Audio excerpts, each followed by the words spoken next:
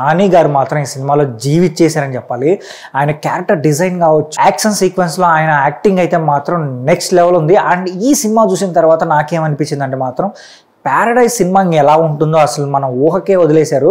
So ఈ సినిమాలోనే ఇలా ఉంది అంటే ఈ కథకి ఆయన ఇలా యాక్ట్ చేశారంటే ఇంకా ప్యారడైజ్ సినిమాలో మాత్రం జీవిచ్చేస్తారనమాట. ఆల్రెడీ ఆ సినిమా చిన్న ఫస్ట్ గ్లిమ్స్ రిలీజ్ చేసినప్పుడే దానిపైన చాలామంది మాట్లాడుకున్నారు. అండ్ నాని గారు నెక్స్ట్ లెవెల్ లుక్ అసలు ఎవరు ఎక్స్పెక్ట్ చేయలేదు. అండ్ అందులో వచ్చే డైలాగ్స్ కావచ్చు, ఇందులో కూడా చాలా వరకు కొన్ని బూతులు అయితే ఉన్నాయి. ఇంకా ప్యారడైజ్ సినిమాలో గ్లిమ్స్ వీడియోలోనే కొన్ని బూతులు అయితే రిలీజ్ చేశారనమాట. ఇంకా మూవీలో ఎలా ఉంటుందో ఆలోచించుకోవాలి. అండ్ పక్కగా అది కూడా మరోసారి ఒక పెద్ద వైలెన్స్ ఫిల్మ్గా అయితే ఉండబోతుంది అనమాట.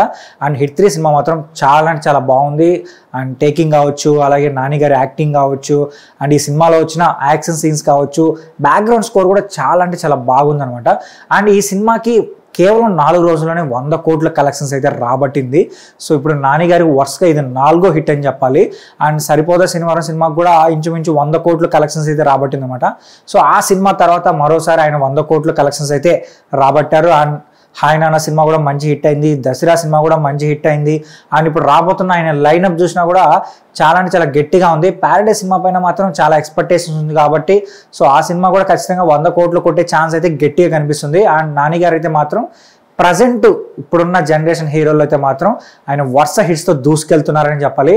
అండ్ హిట్ 3 సినిమా మీరు చూసుంటే మీకేమనిపించిందో కూడా కింద కామెంట్ చేయండి. అలాగే ఈ వీడియో నచ్చితే మా ఛానల్ సబ్స్క్రైబ్ చేసుకోండి. ఇలాంటి మోర్ ఇంట్రెస్టింగ్ వీడియోస్తో నేను మీ ముందుకు వచ్చేస్తాను.